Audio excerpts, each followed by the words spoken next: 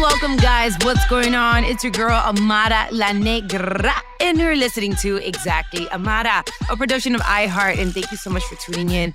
As usual, don't forget to give us those 5 stars. Subscribe to the podcast on your favorite podcast platform, whichever one it may be. If you just want to see it, get to know a little bit about me more, excepto lo chisme. I always say the same thing. If you see any chisme, gossip, he say, she say, don't believe it all. I've been going through so much.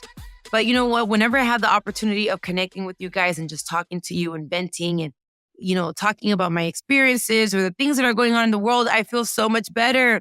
And today we're talking about people that are getting caught on tape for behaving like an ass, and everybody's just applauding it like it's all good. Everyday racism and bullying can now be recorded. And if you're acting out, automatically you go viral. The more you act like you have no sense, the more popular you become. And not only because of, you may be doing TikToks and wilding out and doing dumb things, but then we have these videos of the Karen videos online as well. There's so many things going on right now in society, and how social media is now making people famous for basically doing nothing of importance in life, nothing of value to society realistically. And we're just applauding it. That's why I wanted to bring my special guest, who I've grown to love him because our energies just match. He understands me. We're in the same frequency. He's an amazing spirit. And I have today on the show, Kelvin Davis. Mi amor, ¿cómo estás? How you been? I've been great. How have you been? Surviving like Beyonce. Let me tell you, it is tough out here in these streets. I'm just going to give a little quick something about what happened to me yesterday. I was on a private jet. I couldn't find a flight home. It was a whole bunch of, famous artists all together. It was a really small jet. There was really bad turbulence. The luggages moved from one side to the other straight like in the movies. I hit myself in the head. It was crazy. I was praying to God just to make it home safe, because you never know what can happen. And we've seen so many terrible situations happen to not just artists, but just, to people overall.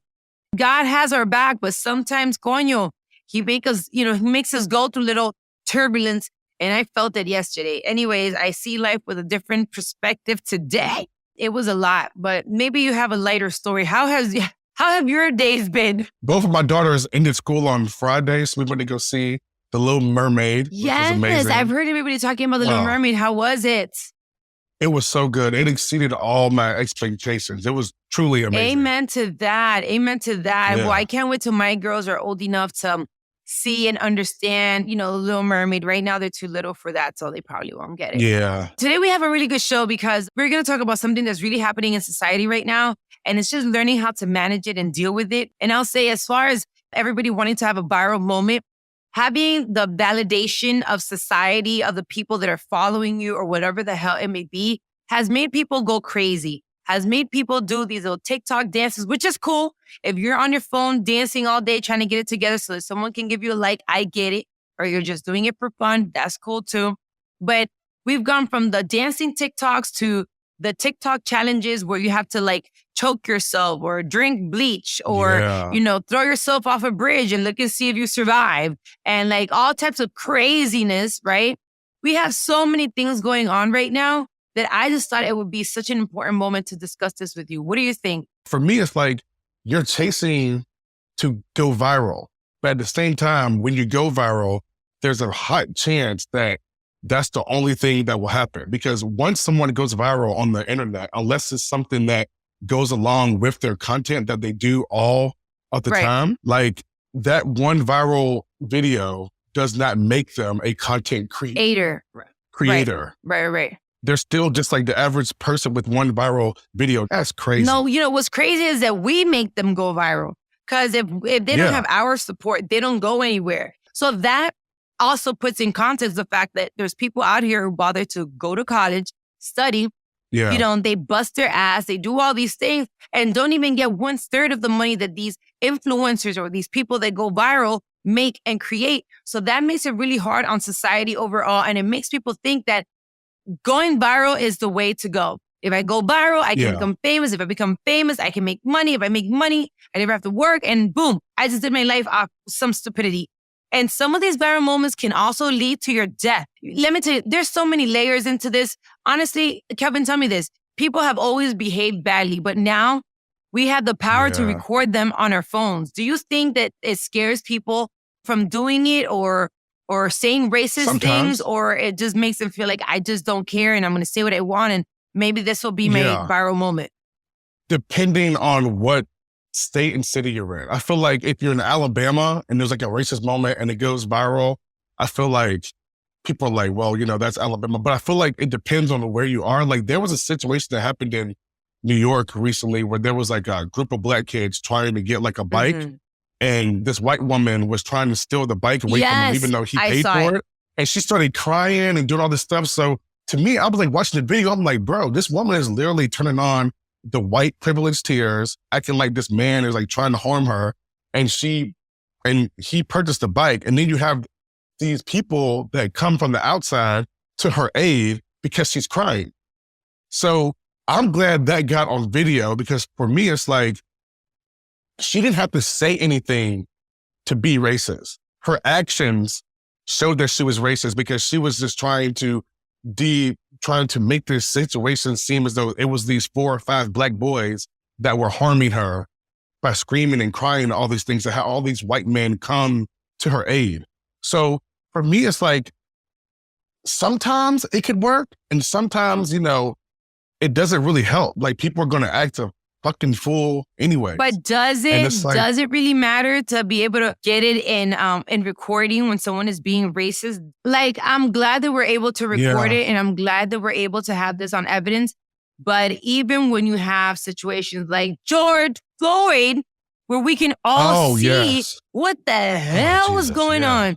We've seen so many cases where we have the video, we have the evidence from the beginning to the end. We have it on tape.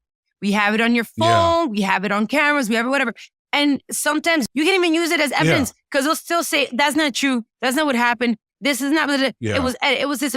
So to a certain extent, yes, it's good that we're able to record these situations. It just sucks that not in all occasions, people actually validate and care for what they see as the truth, So that really sucks because like I said, we saw the George Floyd situation. If it wasn't because of all the phones, nobody would have known. And just like him, there's so many Black people. There's so many immigrants. There's so many people who have suffered injustice from police brutality. And at least, being able to record it allows us to see what happened. Like I said, sometimes we don't get justice for it. Yeah, I mean, sometimes we don't get justice for it. And it's sad. Yeah, for sure. But anyway, I feel like white American, like the majority of society paints this image of, well, if you just would have did what the cop said, then that wouldn't have happened. But it's like, that's not the way this works. Right. Exactly. Like how many white boys, how many white girls have like done the same thing and get to go home at the end of the day? Mm-hmm. And even like the whole bad baddie thing, like I have a hot take on that because I have a hot take on all those white girls that go viral for their bad behavior and all this other stuff. And I say it and I'll say it until the day that I die. If Bad Baddie was Black, she would not be viral. She would not be hanging out with celebrities. Well, she would not be a rapper. She would not have wait a moment, because at the same time, okay, so wait. I don't think she would have made as much money. Then you have, and I love her. I love her. She's, I can't say she's my friend, but I know her. We've spent time together. Mm-hmm. We've worked together. We're in the same show, in the same franchise. But we have a perfect example. We have, for example, Suki. Suki with the good coochie. Suki. I don't know if you know her. Okay, yeah, I do. She's also gone viral. I think she's an amazing talent. I wish that people got to know her and see her in real life away from the, persona that she shows to the world. But she's another one, that's very similar to, she's an artist. She has OnlyFans. She has a big personality. Yeah. She's just herself, unapologetically herself. And she also is very similar. So it's like the race thing does influence, but not necessarily in all cases. I just think that people overall like certain behaviors, maybe not for themselves, but they enjoy watching other people act a certain type of way.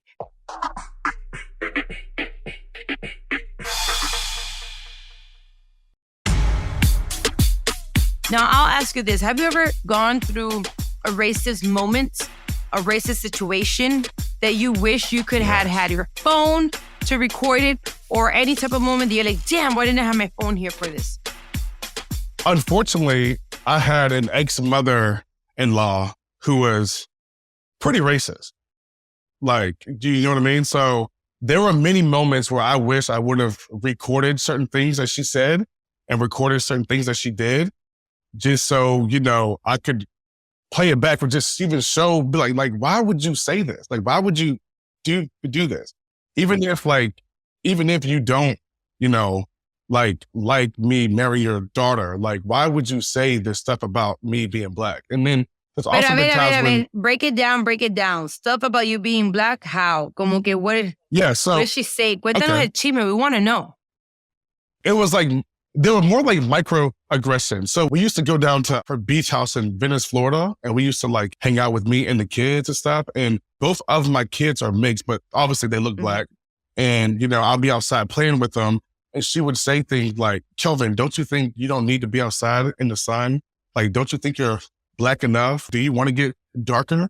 I said, I'm not going out in the sun for the same reasons that you do. You go out in the sun to get darker, to get a tan. I'm going out in the sun to play with my kids, right? Like microaggressions. And, it would happen continuously. Like, even when our first daughter was born, we were putting stuff on the baby registry. Right. And she looked me dead in my Black face and said, I'm going to get this blue dress to match her blonde hair and blue eyes. And I'm looking at her like, you're going to get this blue dress to match the blonde hair and blue eyes of the baby that me and your daughter are going to have? She's like, yeah, because she's going to have blonde hair and blue eyes. I said, you do realize that you're insinuating that you hope that I'm not the father, because it's very unlikely that I will produce a kid that has blonde hair and blue eyes. I mean, there's a chance, possibly, but you already know. Come on now. But yeah, I know. But I was like, that's kind of like, that's not right. And she was like, I didn't mean it. Yes, the hell you did. Saying, you meant it. Girl, bye. Exactly. Well, you know what? That really sucks, because I love the word microaggression, because there's a lot of people that do that and consider themselves not to be racist, which they are. But they feel that if I do it in a nice way and just throw my little veneno, my little jabs, they won't notice it as much, or they won't take it as badly, but I still said what I felt. So that's messed up. There's been so many occasions I wish I would have had a phone. I wish somebody would have been recording me. Like, record this moment. Let this moment go viral.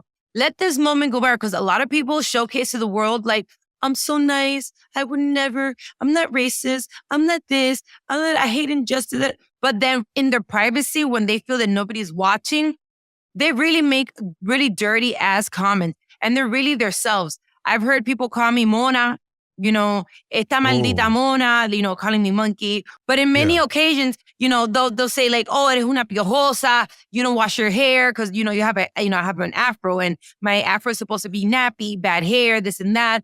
And I've said it in many occasions. Oh, for being Black, you're really pretty. So basically, by Black people are ugly. I hate that. I've heard so many different things. Like, I've heard so many things. I've heard the whole thing too about being in the sun. I've already heard so many racist ass comments, and I wish that we had a phone we could record the same energy that we put to the Karens. Sometimes it's not just the Karens, because I feel like Karens just mean when they're Caucasian, right? But we have Karens that are Latinos. We have Karens that are Asians. We have Karens that are from different parts of the world, and even amongst our own people. We can be racist. We got some Karens within our own people as well. I really wish that we had moments where we can record it and give that same energy we give to them to our own people, and, make them accountable for the comments and the things that they do. Because if we don't, then this is just going to be a pattern that's going to continue on. And our generation is only but going to get worse. It's just like these moments where it's like, I feel like a lot of society adultifies Black kids. Like, they look at like a 14-year-old Black boy, and they like look at him as an adult. And also as a threat. It's already a threat. You're a threat. And I was just talking about it the other day of how, as a parent, when you have dark-skinned children, the darker, the more as a parent you have to be worried and concerned when your child, leaves your household, because the darker your skin is, the more people see you as a threat. Whenever a Black person does something, the terror, the this, the danger, the thug, the this. But when a Caucasian does it, oh, he's going through depression. Hey, it's mental illness. It's all these things. It's all these other things. He needs therapy. But if it's a black person will go to jail for life. For someone that a white person will go to jail for a month, if that, or 2. Exactly. So, yeah. Of course, that black people at this point, and black people, immigrants, minority overall, are tired, are sick, are frustrated, are just over it. So yes, I get that part. And I was talking about how when you raise a dark-skinned child, you have to raise them differently. You have to raise them knowing you are different. When a cop comes, put your hands up. Don't look into nobody's eyes. If you have a hoodie off, take it off. Don't put your hands in your pocket. There's these whole list of rules and regulations that people of color have to do and live by that no other race has to do, It's just so much pressure. It is so unfair. It is, it really is hurtful. It's crazy to me. People of other races do not have to worry about if they get pulled over, will it be their last time? Well, me personally, I'm really scared of the police. I've always been open about it. And I'm scared because of just, the first thing that they see they're going to see color. They're not going to be like, ella es dominicana, ella habla español, ella es una latina, she's one of us, or whatever. Or whatever. It shouldn't even be like that in the first place. But the first thing they're going to see is color. So whenever a cop gets behind me while I'm driving, I'm automatically panicking. I'm automatically like you bubble guts. You're like nervous. I get nervous. It really sucks that it's that way. And that even brings me to think that now it is so important to even have cameras inside of your car to record and film. I'm even thinking, but I should probably go to Amazon and buy me a little camera.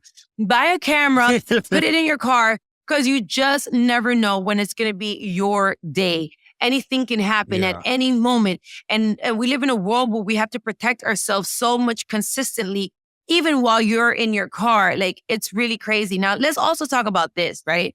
Because since we're talking about viral moments and how we're making people famous off viral moments, we're also making justice and protecting, ourselves with these cameras by recording the things that happen in our society.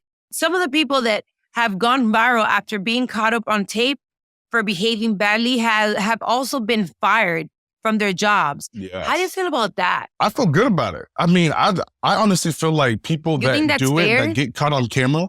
Well, I think that people that do it and they get caught on camera, I feel like they've done it in the past. It's not their first time. Okay.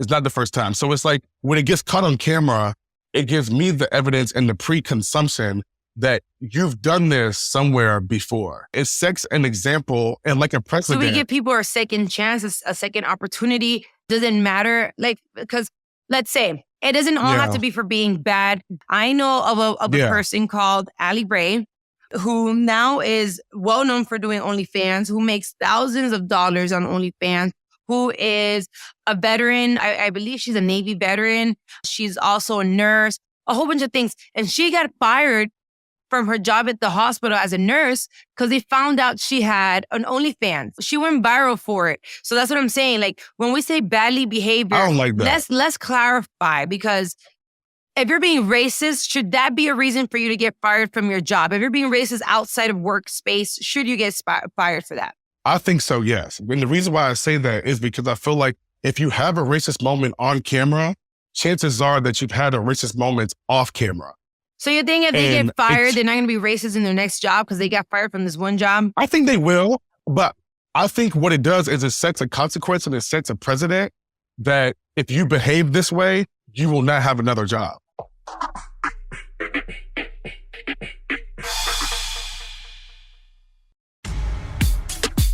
I was on Love and Hip Hop Miami on my first season with a known producer called, Young Hollywood. And he had a very racist moment publicly when he said that I was never going to succeed for the way that I looked. I needed to be less Macy Grace and more Beyonce, change my hair, clean my act, this and that.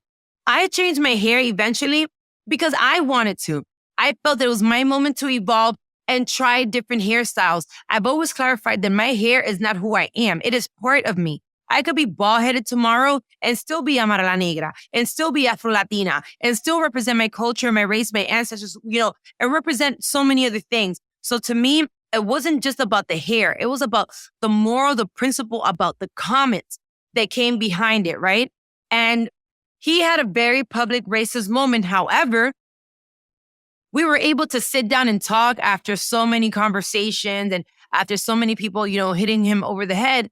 And he later on understood and he apologized. And people may have seen him in a bad light, but I think that we have to be forgiving as well in many occasions, because some people act out of ignorance. There's also question the way that you were raised, right? Because nobody is born racist. Nobody is born, whatever way. Yeah. Something had to happen. Someone had to convince you. You must have lived some type of experience. What happened? I think that sometimes we're so ready to be judgmental and point fingers and just, instead of trying to fix the problem. It's like when you put a dangerous person or someone who committed a crime in jail and you stick them in a box with no therapy, with no help. That's not going to help. And then you throw them back into society. How about us helping each other? What happened to you? Why do you feel this way? We've been dehumanized so much, by society, social media, comments, music, videos, all this other stuff. I don't know. I just feel like, can we come back together as humans again and figure out a way how to connect with each other to fix what's wrong instead of trying to just blame us and blame each other and put each other in a box? I get the whole thing about, giving people a second chance, but do you think that if a nurse has a viral moment, a racist moment, let's say for instance, she's at Starbucks and she has a racist moment. Do you think that if she got fired for doing that, do you think that she should get a second chance? Listen, I don't know. Like I said before, I think that every situation needs to be monitored and seen, one situation at a time. Cause we've had even black cops, right? Even black cops do a lot of injustice to their brothers and sisters, right? So we've had those issues amongst our own community because we just want to point to the races. Sometimes we have races amongst our own people, like I said before. So we've had those moments. We've had, moments that have really impacted people's careers for the rest of their lives in a positive or in a negative light. We've had so many different things, even from bullying, which is another topic that we really didn't get to touch like that. We have people that are committing suicide because of the pressure that they feel from society or even from videos. The power that social media has, going viral has, the way that we support the people that have badly behavior, what type of mindset does that create for the young generation that's growing up? What do they see? If they see us supporting that, are they supposed to behave that way as well?